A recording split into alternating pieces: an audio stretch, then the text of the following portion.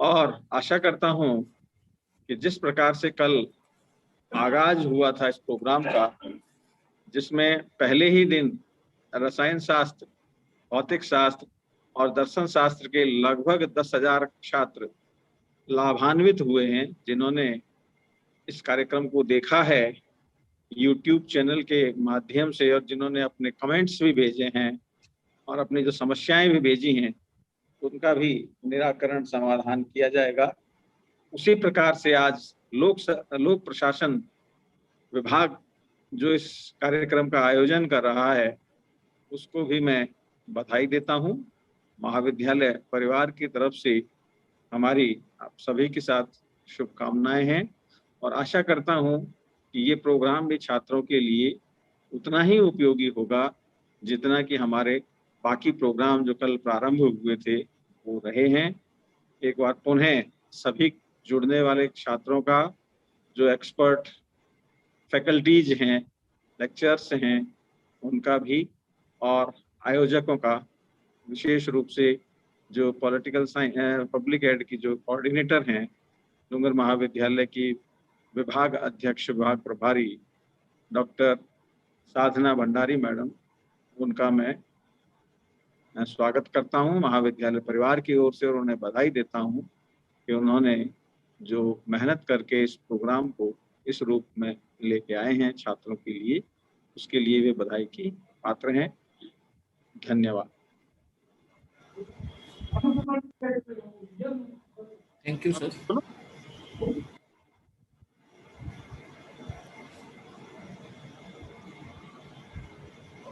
Now we are going to start the second lecture of chemistry.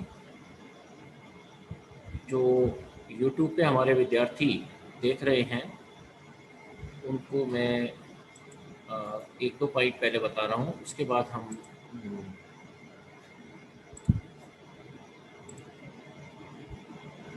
शुरू कर लेंगे।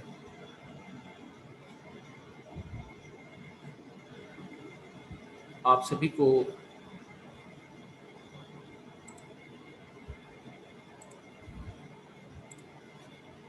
Screen share हो रही होगी। हम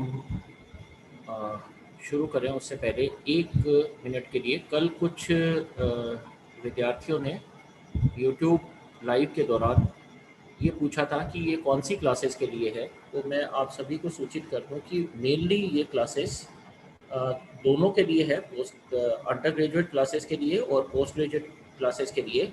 लेकिन शुरू में जो क्लासेस हो रही है उसमें कंटेंट ज़्यादातर अंडर ग्रेजुएट लेवल का है। जैसे आज की क्लास में ये अंडर ग्रेजुएट लेवल का होगा। उसमें से टॉपिक अगर क्लास वाइज देखा जाए तो मेनली ये बीएससी पार्ट 1 का है। कुछ यूनिवर्सिटीज़ के अंदर ये बीएससी पार्ट 2 और पार्ट 3 के अंदर भी आता है। हमने ये कोशिश की है कि आपको बेसिक से शुरू किया जाए और फिर एडवांस लेवल पे इसमें लेकर के जाया जाए। तो इसके जो एडवांस लेक्चर्स होंगे इसी टॉपिक के, क्योंकि ये पोस्ट ग्रेजुएशन में भी है, वो आगे की क्लासेस के अंदर होंगे। हालांकि आज के इस प्रेजेंटेशन में और कल के प्रेजेंटेशन में भी मैंने 2-2 स्लाइड पोस्ट ग्रेजुएट स्टूडेंट्स के लिए रखी थी। आज के प्रेजेंटेशन में भी 2-2 स्लाइड्स उनके लिए रहेंगी। तो मेरे ख्याल से इससे जो बहुत से विद्यार्थियों ने उसमें क्लास के बारे में लिखा था, उनकी जो शंका थी उसका समाधान हो गया होगा। दूसरा जो एक मुख्य बिंदु लिखा था हिंदी माध्यम के लिए, तो कल भी हमने जो प्रेजेंटेशन दिया था, बोलने का प्रोसेस रखा था, वो सारा हिंदी में ही रखा है और आज भी हिंदी में ही रखेंगे। कुछ जगह पर जैसे टेक्निकल टर्म्स यदि हम यूज करते हैं तो वो कॉमन सी होती हैं, जैसे कोऑर्डिनेशन केमिस्ट्री है तो उसे उपसह संयोजक रसायन भी बोल सकते हैं, लेकिन कोऑर्डिनेशन केमिस्ट्री भी इसको बोला जाता है। तो हम आज कोशिश ये करेंगे कि जो टर्मिनोलॉजी है उसको कुछ कुछ जगह पर जहाँ कॉम्प्लिकेटेड या टफ टर्मिनोलॉजी है उसको इंग्लिश के साथ साथ हिंदी में भी बोला जाए। लेकिन हाँ, पूरा लेक्चर आपका हिंदी में ही है। ये हमने हिंदी या जिसे कहना चाहिए मिक्स लैंग्वेज, उसके अंदर जो आप रोजमर्रा की लैंग्वेज अपने बोलते हैं उसके अंदर इसको रखा है। तो अब मैं आपके लिए कोऑर्डिनेशन केमिस्ट्री का पार्ट 2 शुरू कर रहा हूँ। साथ ही एक और क्वेश्चन था, कुछ बच्चों ने सजेशन दिए थे कुछ एक टॉपिक्स के लिए जो वो करना चाहते थे, उनको हमने नोट कर लिया है। आगे की क्लासेस के अंदर आप उसे देख पाएंगे। जैसे कल आप क्वांटम केमिस्ट्री के ऊपर लेक्चर देखेंगे, उसके बाद में 2 दिन बाद स्टीरियो केमिस्ट्री और इसी तरह से रिएक्शन मैकेनिज्म वगैरह पे भी कुछ लेक्चर्स आएंगे। तो कल जैसे हमने आपको, अब शुरू करते हैं हम। कल हमने आपको कंटेंट ये बता दिए थे, तो कल टर्मिनोलॉजी हमने पूरा कर लिया था। स्ट्रक्चर एंड बॉन्डिंग और एप्लीकेशन आगे की क्लास में रखेंगे। आज की क्लास के अंदर मेनली हमें नॉमेनक्लेचर और आइसोमेरिज्म टॉपिक को रखना है। इससे पहले कल हमने अंत में आपसे 2 क्वेश्चंस पूछे थे, उन दोनों के मैं आंसर आपको देना उचित समझता हूँ। जैसे पहला क्वेश्चन था कि जब PtCl4 4NH3 की AgNO3 के साथ में रिएक्शन करवाई जाए तो उसके अंदर AgCl के कितने मॉलिक्यूल बनेंगे या कितने क्लोराइड आयन इसके अंदर पार्टिसिपेट करेंगे। तो इसका आंसर 2 था। मुझे बहुत खुशी है कि कमेंट बॉक्स में जब हमने देखा तो बहुत से छात्र छात्राओं ने इसका आंसर सही लिखा है, और क्योंकि ये अंत में पूछा गया था तो इस वे में हम सक्सेसफुल रहे। और अगर मैं संख्या आंकड़े के हिसाब से बताऊं तो ये संख्या सैकड़ों के अंदर है जिन्होंने इसका आंसर सही लिखा है। इसी तरह दूसरा क्वेश्चन था, निम्नलिखित में से कौन सा पाई एसिड लिगेंड है। इसका आंसर कार्बन मोनोऑक्साइड है। इसको भी काफ़ी ने सही लिखा है, हालांकि इसकी संख्या उससे थोड़ी सी कम है। कार्बन मोनोऑक्साइड पाई एसिड लिगेंड कैसे होता है आज इसके बारे में भी देखेंगे, और आगे की क्लासेस के अंदर हम इसे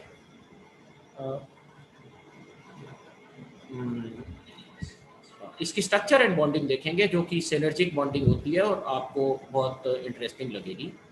अब हम आज की क्लास के अंदर जो करने जा रहे हैं उसे हम देखते हैं।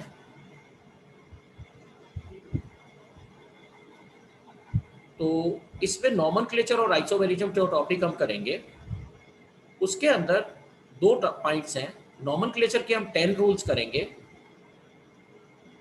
और जिसमें से 8 हम आज ही कर लेंगे। 2 पीजी लेवल के हैं, उसे बाद में देखेंगे जब पीजी वालों को करवा रहे होंगे। और आइसोमेरिज्म के अंदर 7 तरह की जो आइसोमेरिज्म होती है उसको हम लेंगे। तो अगले 25 मिनट के अंदर अपने इन दोनों टॉपिक को पूरा करने की कोशिश करेंगे। कल हमने आपसे एक चीज़ और कही थी कि आप एक इस वेबसाइट पे जा कर के जो कोरोना पीरियड है उसके अंदर इस केमिस्ट्री का क्या रोल हो सकता है इसको भी देख सकते हैं। आज मैं आपको अंडर ग्रेजुएट लेवल पे कौन कौन से कंपाउंड्स हैं जो आपके सिलेबस के अंदर भी हैं और उनका कोविड-19 की विभिन्न ड्रग्स से, विभिन्न मेडिसिन से उनका क्या संबंध हो सकता है, इसके बारे में बता रहा हूँ। आपको सिर्फ इतना देखना है, जो अपना अंडर ग्रेजुएट लेवल का स्नातक स्तर का जो अपना कोर्स क्यूरिकुलम है उसके अंदर हमें जो सीखना है कि कौन कौन से कंपाउंड्स हो सकते हैं, कौन कौन से मॉलिक्यूल्स हो सकते हैं। अब क्योंकि इसमें कोऑर्डिनेशन केमिस्ट्री कर रहे हैं अपने, तो कोऑर्डिनेशन केमिस्ट्री में हमें जो एक क्वेश्चन या क्लियर होना चाहिए कि इसकी डेंसिटी कितनी हो सकती है। अब यदि आप सभी जो बच्चे लाइव देख रहे हैं वो अगर ये आइडेंटिफाई कर सकें कि ये चारों कंपाउंड कौन कौन से हो सकते हैं तो आप अपने कमेंट बॉक्स में इसका लिख सकते हैं। ये बहुत ही फेमस कंपाउंड है, अभी बहुत इसका यूज हुआ है। हाँ, कुछ बच्चे जो कमेंट बॉक्स में लिखते हैं वो लिख सकते हैं। ये रेमडेसिविर है और इसी तरह से ये जिंक की जो टेबलेट दी जाती है वो है। ये विटामिन सी है, आप सभी को लेना बहुत ज़रूरी है और ये बहुत इंपॉर्टेंट है। अगर आपको ध्यान हो तो ये विटामिन डी है। अब आप आज के इस कंटेंट में क्या सीखेंगे, हम इसकी डेंसिटी इनकी कौन कौन सी हो सकती है और ये कौन कौन से कोऑर्डिनेशन कंपाउंड बना सकते हैं। विटामिन जी तो विटामिन जिंक टेबलेट तो जिंक के कोऑर्डिनेशन कंपाउंड के फॉर्म में ही होती है, इसलिए हमने यहाँ पे इसका स्ट्रक्चर लिखा है। ये आप जो मार्केट से लेकर के आते हैं इसी फॉर्मेट के अंदर इसका सॉल्ट अवेलेबल होता है। अब हम 5 मिनट के अंदर थोड़ा सा जल्दी करते हुए नॉमेनक्लेचर को पूरा करेंगे, क्योंकि हमारा जो मोटिव है वो नॉमेनक्लेचर के साथ में आइसोमेरिज्म करना है। मैंने पहली स्लाइड में आपको ये बताया था कि हम जब आइसोमेरिज्म करेंगे तो टेक्निकली हम आइसोमेरिज्म के साथ में नॉमेनक्लेचर के क्वेश्चंस भी करेंगे। अदरवाइज हम खाली आइसोमेरिज्म करने में टाइम निकल जाएगा, तो हम आइसोमेरिज्म करते करते नॉमेनक्लेचर के कुछ क्वेश्चन साथ साथ करेंगे। तो मैं बहुत जल्दी से आपको जो 8 रूल्स हैं वो बताना चाहूँगा। जो पहला रूल है उसमें हम कहते हैं कि कैटायन सबसे पहले लिखा जाएगा। मॉलिक्यूल चाहे कोई भी हो, चाहे वो सिंपल आयोनिक कंपाउंड हो या कोऑर्डिनेशन कंपाउंड हो, इनके अंदर हमारा थंब रूल क्या है, हम कैटायनिक पार्ट को पहले लिखते हैं और एनायनिक पार्ट को पहले लिखते हैं। जैसे अगर अपना कंपाउंड है NaCO NH4 ट्वाइस Cl2, तो हम इसका जो कैटायनिक पार्ट है सोडियम, इसको पहले लिखेंगे सोडियम, फिर इसको लिखेंगे tetra amine dichloro cobaltate first, cobaltate first. लेकिन दूसरा एग्जांपल यदि देखते हैं तो उसमें हमने कोबाल्टेट नहीं लिखा, ये आगे क्लियर हो जाएगा। यहां हमने कोबाल्ट लिखा है, tetra amine dichloro cobalt zero sulphate, तो ये इसके लिए रहेगा। ये पहला रूल है, सिंपल ये कि कैटायन पहले लिखना है और एनायन को अपने को उसके बाद में लिखना है। अब जो एनायन लिखे जाएंगे वो जो एनायनिक कॉम्प्लेक्स होंगे, जैसे हमारा जो पहला के बाद दूसरा हमने कॉम्प्लेक्स लिखा था, उसके अंदर जो मेटेलिक पार्ट होगा, मैंने जब AT लगाया तो क्यों लगाया AT, तो और कैसे लगाएंगे बाकी सभी के लिए, तो यहाँ ये ध्यान रखना है, जैसे हमने आयरन के लिए आयरेट ना लिख करके फेरेट लिख देंगे, और कॉपर के लिए जो इसका ग्रीक या लैटिन नेम होगा उसको लिखेंगे तो इसका क्यूप्रेट हो जाएगा। ऐसे ही अगर मैं आपसे पूछूं सिल्वर के लिए क्या लिखेंगे, सिल्वर के लिए यदि एनायनिक पार्ट में लिखना हो तो जिनको आता हो वो लिख सकते हैं, आप कमेंट बॉक्स में लिखिए, आगे हम इसका आंसर देखेंगे। सिल्वर के लिए जब उसको मेटल एंडिंग की फॉर्म में या एनायनिक कॉम्प्लेक्स के लिए लिखा जाएगा तब हम क्या लिखेंगे सिल्वर के लिए। आप चाहे तो गोल्ड के लिए भी लिख सकते हैं, इन दोनों के लिए। अब दूसरा रूल देखते हैं।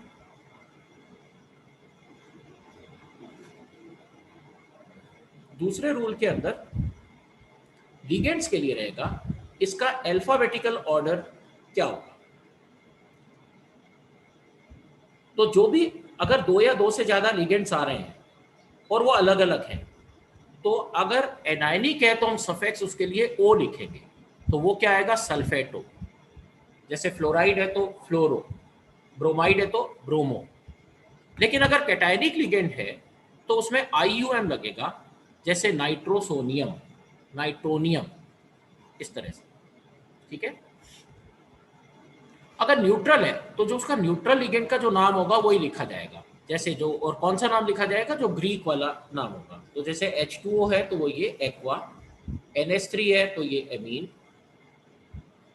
CO है तो कार्बोनाइड, N2 है तो डाई नाइट्रोजन, O2 है तो हम उसको डाई ऑक्सीजन लिखेंगे। ये कुछ लिस्ट है जिसको आप देख सकते हैं, ये सब जगह पर अवेलेबल है, आपकी सभी किताबों में है, आप इसको देख सकते हैं, तो मैं इसको छोड़ रहा हूं। अब हम रूल 3 करते हैं। तो रूल 3 के अंदर हम ये बताएंगे कि नंबर कैसे लिखे जाएं। यदि मोनोडेंटेट लिगेंड है तो मोनोडेंटेट लिगेंड के लिए हम 2 के लिए डाई लिखेंगे, 3 के लिए ट्राई लिखेंगे, 4 के लिए टेट्रा लिखेंगे। जैसे 4 क्लोरीन आ गए तो टेट्रा क्लोरो लिखोगे, 5 अमोनिया आ गए तो पेंटा लिखोगे। लेकिन बाइडेंटेट है, पॉलीडेंटेट है या बड़े लिगेंड्स, ऐसी कंडीशन में क्या करेंगे, तो ऐसी कंडीशन में अगर 2 इथाइलिन डाइअमीन आते हैं तो उसके लिए बिस लिखेंगे, 3 के लिए ट्रिस लिखेंगे, 4 के लिए टेट्रा किस लिखेंगे, इस तरह से लिखेंगे। लेकिन जैसे यहाँ देखें PPS3 थ्राइस ट्राइफिनाइल फॉस्फीन, ये बाइडेंटेट नहीं है, पॉलीडेंटेट नहीं है, लेकिन बड़ा लिगेंड है, तो इसके लिए भी हम बिस यूज करेंगे क्योंकि ये 2 आ रहे हैं। तो जैसे अब इसका नाम लिखें डाइक्लोरो या डाइक्लोरिडो भी इसके अंदर लिख सकते हैं, बिस ट्राइफिनाइल फॉस्फीन निकल सेकेंड। यहां मैं आपको एक छोटा सा क्वेश्चन दे रहा हूं, आप अपने कमेंट बॉक्स में लिखिए, यदि 12 लिगेंड एक साथ आ जाए, जैसे Cl12 आ जाए और वो मोनोडेंटेट है तो उसके लिए क्या लिखा जाएगा। लेकिन नो लिगेंड हो और बाइडेंटेट हो, जैसे इथाइलिन डाइअमीन, जब इथाइलिन डाइअमीन को ट्वाइस करके लिखा तब तो आपने लिख दिया बिस इथाइलिन डाइअमीन, या जैसे ट्राइफिनाइल फॉस्फिनमीन, इसको बिस लिखा। लेकिन यदि ये 9 आ जाते, यहाँ पे 9 होते, तब हम क्या लिखते, इसको 3-4 स्लाइड बाद हम इसका आंसर करेंगे। अब हम देखते हैं 4th रूल। अगर कॉम्प्लेक्स आयन है जो कैटायनिक है, ऐसी कंडीशन में हम उसका सामान्य नाम ही लिखेंगे। जैसे इसका नाम करें pentaammine chloro cobalt third chloride, third कैसे निकाला है, इसकी जो ऑक्सीडेशन स्टेट है, रिडॉक्स रिएक्शन में आपने ऑक्सीडेशन स्टेट निकालनी सीख रखी है, लेकिन यहाँ अगर जल्दी से देखना चाहें तो अमोनिया की 0 तो 5 इंटू 0, 3 क्लोरीन है तो 3 इंटू -1, कोबाल्ट की निकालनी है, इस सारे का 0 तो कोबाल्ट का +3 इसके अंदर आ जाएगा। इसी तरह से यदि कॉम्प्लेक्स में जो मेटेलिक पार्ट है या कोऑर्डिनेटेड पार्ट है वो एनायनिक है, तो हमें उसके लैटिन नाम के साथ में क्या लिखना है, सल्फेट, ATE लगाना है। अब आप जो ध्यान से देख रहे हैं इसका नाम लिख के देखें तो सोडियम, अब ट्राई सोडियम की जरूरत नहीं है, सोडियम हेक्साक्लोरो, कोबाल्ट ना लिख करके क्या लिखेंगे, कोबाल्टेट, तो पूरा नाम क्या हो गया, सोडियम हेक्साक्लोरो कोबाल्टेट थर्ड। तो ये जो मैंने आपसे शुरू में क्वेश्चन पूछा था कि सिल्वर के लिए क्या लिखा जाएगा, सिल्वर का लैटिन नाम क्या है, अर्जेंटम, तो इसके लिए नाम क्या आ जाएगा, अर्जेंटेट, AT लिखना होगा।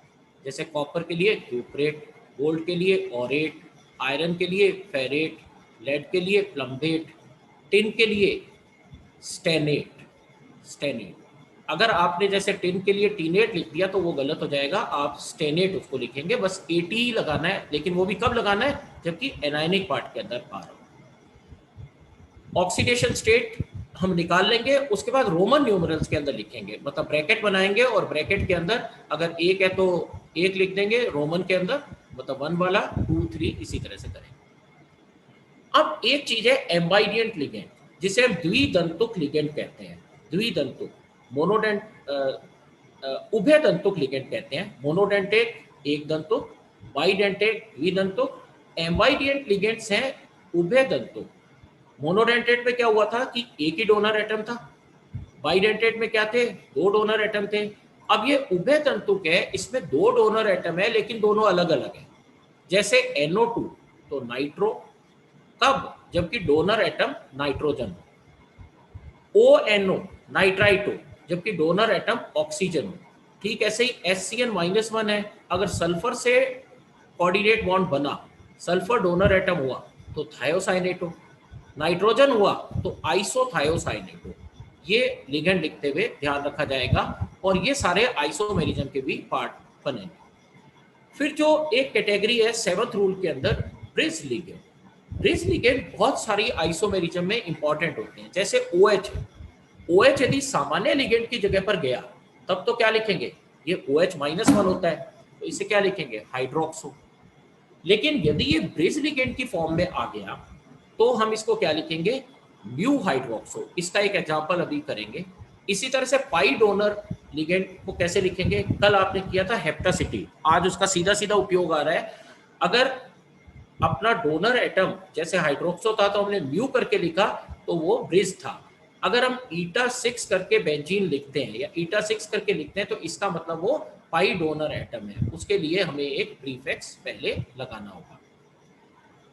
ये जो मैंने 2 मिनट पहले आपसे क्वेश्चन पूछा था कि 12 लिगेंड्स यदि आ जाए मोनोडेंटेट तो उसका आंसर क्या होगा, डूडेका। तो जिन्होंने सही लिखा है वो बधाई के पात्र हैं, वो बच्चे जिन्होंने सही लिखा है। यदि 9 लिगेंड्स आए और वो बाइडेंटेट हो तो नोना नहीं, तब क्या लिखा जाएगा, ईना। जैसे EN ट्वाइस पे तो आपने क्या लिखा था, बिस, और EN9 कर दिया तो ईना इथाइलिन डाइअमीन, ईना इथाइलिन डाइअमीन। अब रूल नंबर 8 के अंदर हमें ये देखना पड़ेगा कि आइसोमर कौन सा है, वो जियोमेट्रिकल आइसोमर है या ऑप्टिकल आइसोमर है। जियोमेट्रिकल यदि है तो हम सिस ट्रांस लिख सकते हैं, EZ लिख सकते हैं, और एक तीसरी कैटेगरी जो कोऑर्डिनेशन कंपाउंड्स के अंदर होती है, फेशियल मेरिडियल आइसोमेरिज्म, इसको भी अपने देखेंगे। कोऑर्डिनेशन कंपाउंड्स के अलावा भी होती है लेकिन इनमें ज्यादातर पाई जाती है। फिर ऑप्टिकल आइसोमेरिज्म के अंदर DL आइसोमेरिज्म भी लिख सकते हैं, D और L भी लिख सकते हैं, RS भी लिख सकते हैं। इसके अलावा एक और भी लिखा जाता है, तो ये मैं अभी आपको एक क्वेश्चन दे रहा हूं कि इसके DL के अलावा, RS के अलावा ऑप्टिकल आइसोमेरिज्म में कोऑर्डिनेशन कंपाउंड में और क्या लिखा जाता है। आज जब लास्ट में कर रहे होंगे तब इस क्वेश्चन का आंसर भी करेंगे। अब मैं वापिस एक बार उस क्वेश्चन पे आता हूं जहां से हमने शुरू किया था कि हमने कहा था 4 ड्रग्स आपको बताई, वो आपके स्नातक स्तर पे कहां पे उपयोगी है। तो आज हमें इनकी डेंटिसिटी पता होनी चाहिए। जैसे जिंक के अंदर जो ये लिगेंड यूज हो रहा है ग्लाइसोमेटो, इसकी डेंटिसिटी कितनी है, इसकी दंतुकता कितनी है, ये द्विदंतुक लिगेंड है, एक नाइट्रोजन की साइड से और एक ऑक्सीजन की साइड से। ठीक ऐसे ही विटामिन डी, विटामिन सी और ये रेमडेसिविर, इनके लिए हम दंतुकता निकालें।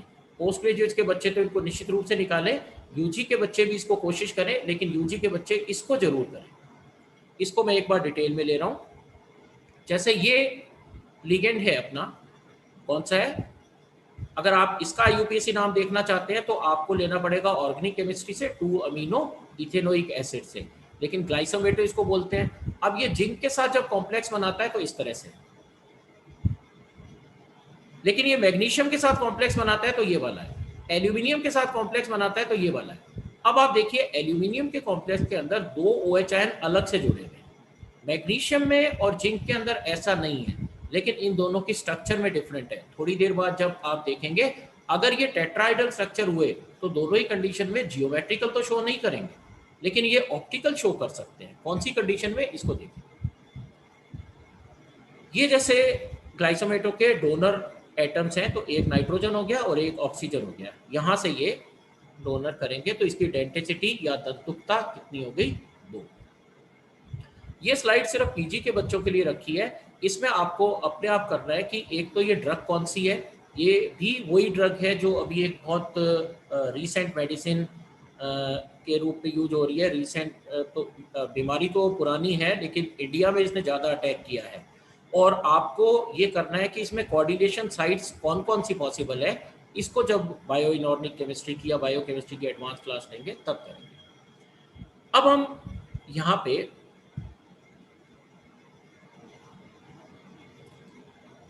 तीन एग्जाम्पल लेते हैं। जो बच्चे लाइव क्लास को ध्यान से देख रहे हैं वो इन तीनों के आंसर जितना जल्दी हो सके कमेंट बॉक्स में लिखने की कोशिश करें, या कॉपी पेन आप लेके बैठे हैं तो अपनी कॉपी पेन पे इसको लिखने में मैं एक एक करके इनके आंसर बता रहा हूँ।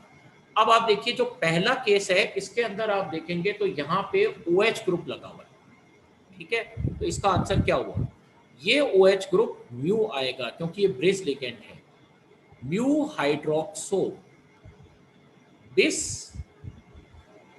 पेंटाएमीन। हम यहाँ पे इसको बिस भी कर सकते हैं और हम यहाँ पे डेका पेंटामीन भी कर सकते हैं, लेकिन हमने पांचों को एक साथ लिखा तो पेंटामीन बिस करके कर रहे हैं, क्रोमियम 3 क्लोराइड। अब दूसरा एग्जांपल देखिए, इसमें एक जगह पर NH2 है और एक जगह पर OH है जो कि ब्रिज लिगेंड की फॉर्म में, तो इसका आंसर क्या हुआ, म्यू एमिडो लिखेंगे, फिर म्यू हाइड्रोक्सो लिखेंगे और ऑक्टा एमीन डाई कोबाल्ट। यहाँ पे हमें डाई लिखना जरूरी होगा। आप ये पूछ सकते हैं फिर आपने वहां पे डाई क्यों नहीं लिखा, क्योंकि हमने पेंटा एमीन क्रोमियम पूरे के लिए बेस लिखा है, पेंटा अमीन क्रोमियम पूरे के लिए बेस लिखा है। यहाँ हम ऐसा कर नहीं सकते थे क्योंकि NH2 और OH अलग अलग है, तो हम सारे के लिए एक साथ नहीं लिख सकते थे। अब इसी तरह से तीसरा एग्जाम्पल देखें, तो तीसरे एग्जाम्पल के लिए हम लिख सकते हैं डाई म्यू कार्बोनाइल। यहाँ हम डाई म्यू हाइड्रोक्सो नहीं लिख सकते थे, डाई म्यू कार्बोनाइल यहाँ लिख सकते हैं। हाँ, यदि यहाँ OH होता तो हम डाई म्यू हाइड्रोक्सो भी लिख सकते थे। तो डाई म्यू कार्बोनाइल बिस कार्बोनाइल साइक्लोपेंटा डाई इनाइल आयरन, और आयरन के ब्रैकेट में यहाँ रह गया आयरन, 0 लिख देंगे, 0 इसकी ऑक्सीडेशन स्टेट है। तो ये तीन एक टिपिकल क्वेश्चंस की फॉर्म में आप इसको देख सकते हैं, और इनमें से कोई डाउट रहेगा तो जब आपकी डाउट क्लासेस होंगी तब आप इनको पूछ भी सकते हैं। अब इसी के कंटिन्यूएशन में हम आइसोमेरिज्म को देखते हैं। तो कोऑर्डिनेशन कंपाउंड्स में आइसोमेरिज्म इस तरह से होती है,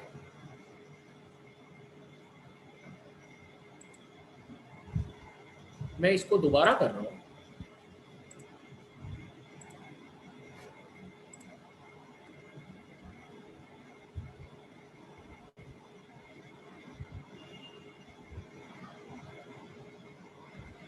आप ये देख सकते हैं कि कोऑर्डिनेशन कंपाउंड्स में आइसोमेरिज्म दो तरह की होती है। हम यहाँ आइसोमेरिज्म को डिटेल में नहीं करेंगे, हम कोऑर्डिनेशन कंपाउंड्स की आइसोमेरिज्म को ही डिटेल में देखेंगे। तो दो तरह की जो आइसोमेरिज्म होगी, एक स्ट्रक्चरल होगी और एक स्टीरियो आइसोमेरिज्म होगी। स्ट्रक्चरल आइसोमेरिज्म आगे हम 6 तरह की कर सकते हैं, एक दो और भी होती हैं। स्टीरियो आइसोमेरिज्म केवल 2 तरह की होंगी। तो सबसे पहले आयोनाइजेशन आइसोमेरिज्म करें। जैसा मैंने आपसे कहा था हम करेंगे तो आइसोमेरिज्म, लेकिन इसके साथ साथ हम नोमेनक्लेचर की प्रैक्टिस जरूर करेंगे। तो जब आयोनाइजेशन आइसोमेरिज्म का मतलब क्या है, आयोनाइजेशन आइसोमेरिज्म के अंदर एक ही कंपाउंड का मॉलिक्यूलर फॉर्मूला तो सेम होगा, जैसे ये इसका ओरिजिनल मॉलिक्यूलर फॉर्मूला हुआ, लेकिन इसका स्ट्रक्चरल फॉर्मूला डिफरेंट होगा और ये आयंस डिफरेंट देगा। जैसे इसको अगर देखते हैं तो टोटल हमें 3 क्लोराइड आयन मिलेंगे, इसको देखते हैं तो 2 क्लोराइड आयन मिलेंगे, इसको देखते हैं तो 1 क्लोराइड आयन मिलेगा, इसमें भी 1 क्लोराइड आयन मिलेगा, और ये दोनों सिस और ट्रांस की फॉर्म में भी होंगे, और इनके कलर अलग अलग आएंगे, और टोटल नंबर ऑफ आयंस इसके अंदर अलग अलग मिलेंगे।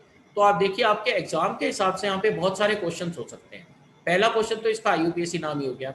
आप चाहें तो अपनी कॉपी पेन पे और कमेंट बॉक्स में साथ साथ लिखते रहें, मैं इसको बोलता हूँ। Hexa ammine cobalt third chloride, इसको देखते हैं तो penta ammine chloro cobalt third chloride, इसको देखते हैं तो tetra ammine di chloro cobalt third chloride, लेकिन उससे पहले ट्रांस भी लिखेंगे, ऐसे इसके अंदर सिस लिख देंगे। दूसरा क्वेश्चन, इससे टोटल आयंस कितने मिलेंगे, तो आंसर ये वाला। तीसरा क्वेश्चन, इसमें से फ्री क्लोराइड आयन कितने मिलेंगे, तो ये वाला। चौथा क्वेश्चन, इसमें ये AgNO3 के कितने मॉलिक्यूल के साथ में रिएक्शन करेगा, जो हमने कल की क्लास में दिया था, तो यही वाला आंसर रहेगा, ये 3, 2 और 1। और पांचवा इंपॉर्टेंट क्वेश्चन जो स्ट्रक्चर एंड बॉन्डिंग में समझेंगे कि इसके कलर कौन कौन से होंगे।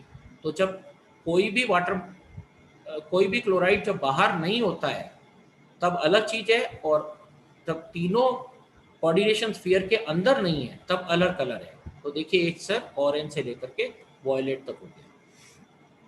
इसी तरह से मेटल आयन आइसोमेरिज्म, ये हमने कुछ एग्जांपल दिए हैं मैंगनीज के कॉम्प्लेक्सेस के। मैंगनीज +2 स्टेट में ऐसा होता है, +3 में ऐसा, +4 में ऐसा, +5 में ऐसा और +6 में ऐसा, अलग अलग कलर डिफरेंट हो जाते हैं। यहाँ भी हमने आपको ये कलर के हिसाब से बताया था, ये पहला कंपाउंड इस कलर का, दूसरा इसका, तीसरा इसका, चौथा इसका, ऐसे ही यहाँ। अब देखते हैं हाइड्रेशन आइसोमेरिज्म।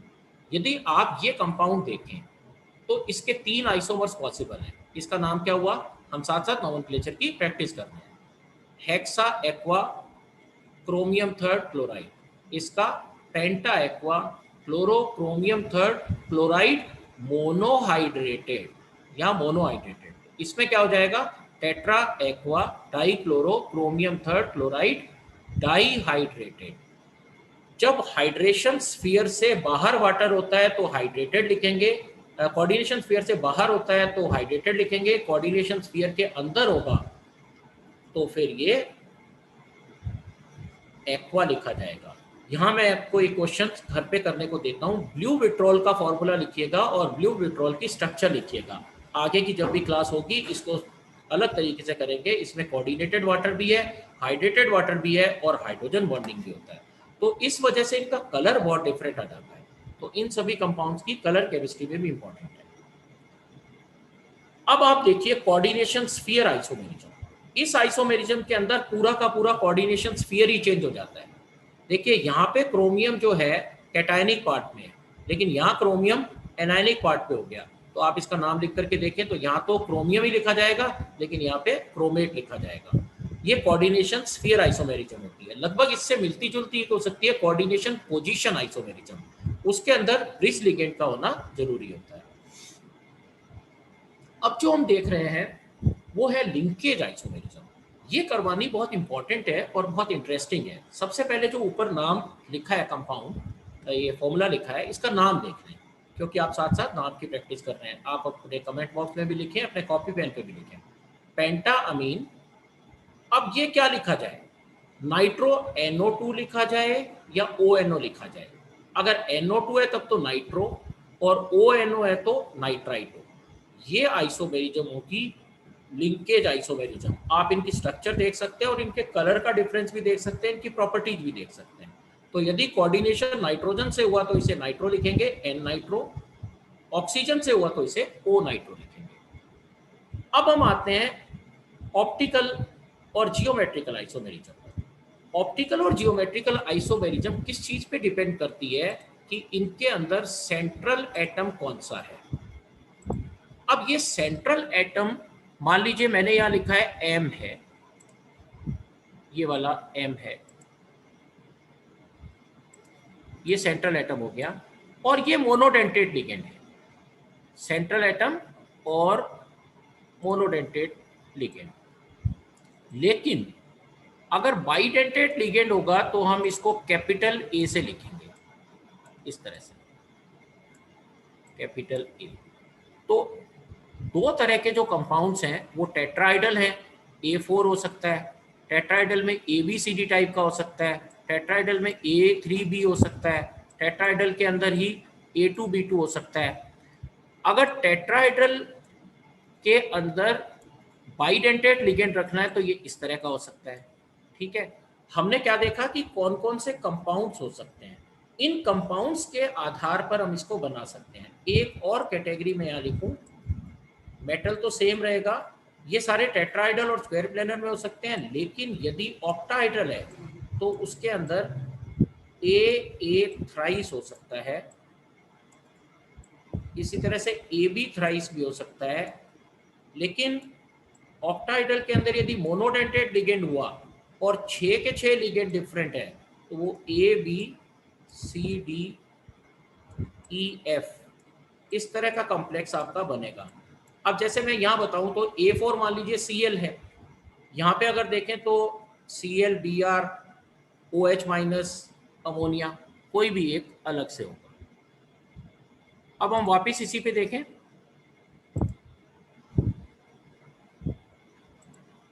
तो जैसा हमने यहाँ बता दिया, अब टेट्राइडल और स्क्वायर प्लेनर के केसेस के अंदर इस तरह के कॉम्प्लेक्सेस हो सकते हैं, ऑक्टाइडल के अंदर इस तरह के हो सकते हैं। तो हम इन सब का एक एक एग्जाम्पल करें और उनका IUPAC नाम यदि लिखते हैं तो हमारी इन सब की अच्छी प्रैक्टिस हो जाएगी। हम जियोमेट्रिकल आइसोमेरिज्म को यदि देखें तो ये MA2B2 टाइप का एग्जाम्पल हो गया। ये स्क्वायर प्लेनर कॉम्प्लेक्स है, पहले इसका नाम देखें, डाइअमीन डाइक्लोरो प्लेटिनम सेकेंड। लेकिन इसके दो फॉर्म्स हो गए, अगर दोनों क्लोरीन पास पास हैं तो सिस हो गया और अपोजिट साइड में तो ये ट्रांस हो गया। इसी तरह से जब मैंने कहा था कि कोबाल्ट का केस लें, MA4B2 टाइप का हुआ तो इसके अंदर भी दोनों क्लोरीन अपोजिट साइड में है तो ट्रांस हो गया और ये सेम साइड हो गया। लेकिन नाम क्या होगा, tetrammine dichloro cobalt third ion, क्योंकि यहाँ पे प्लस है तो इसका आयन। हाँ, उससे पहले सिस और ट्रांस जरूर लगा देंगे। ये ऊपर जो लिया था उसकी बॉल मॉडल के अंदर हमने स्ट्रक्चर लिखी। इस तरह से हमने ये कई सारे आपको एग्जांपल बताए। A3B टाइप का स्क्वायर प्लेनर कॉम्प्लेक्स है तो उसके अंदर जियोमेट्रिकल आइसोमेरिज्म नहीं होगी, लेकिन A2B2 टाइप का है तो उसके अंदर जियोमेट्रिकल आइसोमेरिज्म हो जाएगी। ऐसे PTEN ट्वाइस है तो इसकी एक ही स्ट्रक्चर होगी, इसके अंदर जियोमेट्रिकल आइसोमेरिज्म नहीं होगी। ऑक्टाइडल कॉम्प्लेक्सेस में MA5B है तो वापस इसमें जियोमेट्रिकल आइसोमेरिज्म नहीं होगी। लेकिन यदि A4B2 है तो इसके अंदर जियोमेट्रिकल आइसोमेरिज्म हो जाएगी, उसी तरह से सिस ट्रांस आइसोमेरिज्म होगी। अब हम यदि इसमें ऑप्टिकल आइसोमेरिज्म देखें तो यहाँ मुझे आपको एक बहुत ही इंटरेस्टिंग एग्जांपल करवाना है। हमारे पास टाइम 2-3 मिनट ही बचा है तो मैं इसको थोड़ा फास्ट लूँगा और इसको चाहेंगे तो हम स्ट्रक्चर एंड बॉन्डिंग में दोबारा ले लेंगे। तो ये एक एक्सरसाइज है, आप सभी कॉपी पेन लेकर के बैठे हैं तो बहुत ही अच्छा है, और नहीं तो आप अपने कमेंट बॉक्स में लिखिए। पहला क्वेश्चन, इसमें सारी आपकी आइसोमेरिज्म रिवाइज हो रही है, इस कंपाउंड का नाम लिखिए। तो इस कंपाउंड का नाम आपने लिख लिया हो तो कमेंट बॉक्स में लिखिए, और नहीं तो आप अपने कॉपी पेन पे लिखिए ये कंपाउंड का नाम क्या है। इसके अंदर ध्यान रहे ये बाइडेंटेट लिगेंड है, इथाइलिन डाइअमीन।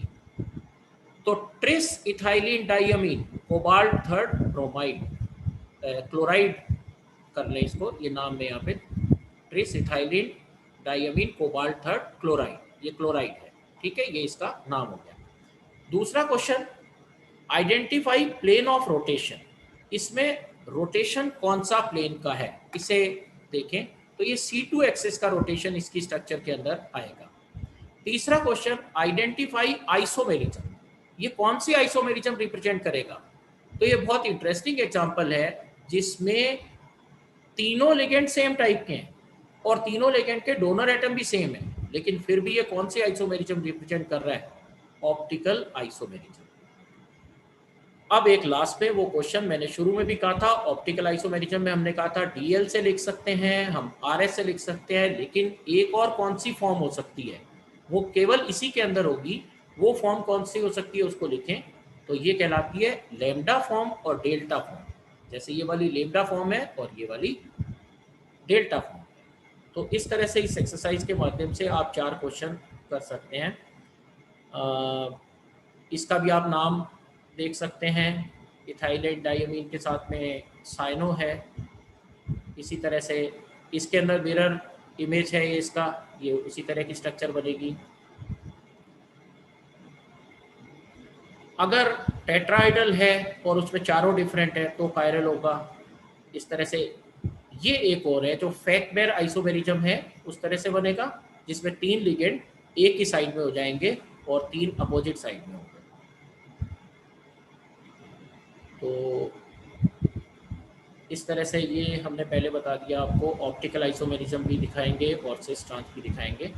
अब हम समरी देखते हुए 2 क्वेश्चंस आपको देते हैं, ये आप अगली क्लास में जब भी होगी आप देख लें। समरी में हमने नॉमेनक्लेचर प्राइमरी लेवल पे कर लिया, आइसोमेरिज्म को थोड़ा सा डिटेल में किया है और उसके क्वेश्चंस किए हैं, और साथ में हमने कुछ क्वेश्चंस आपको खुद आइडेंटिफाई करके करने को कहा है।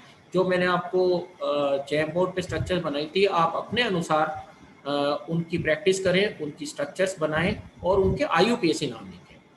तो इसमें पहला क्वेश्चन है जो आपको करना है, निम्नलिखित में से किसके अंदर ऑप्टिकल एक्टिविटी संभव है? इनमें से कौन से में प्रकाशिक समावयवता संभव है? हिंदी मीडियम के बच्चों के लिए प्रकाशिक समावयवता संभव है।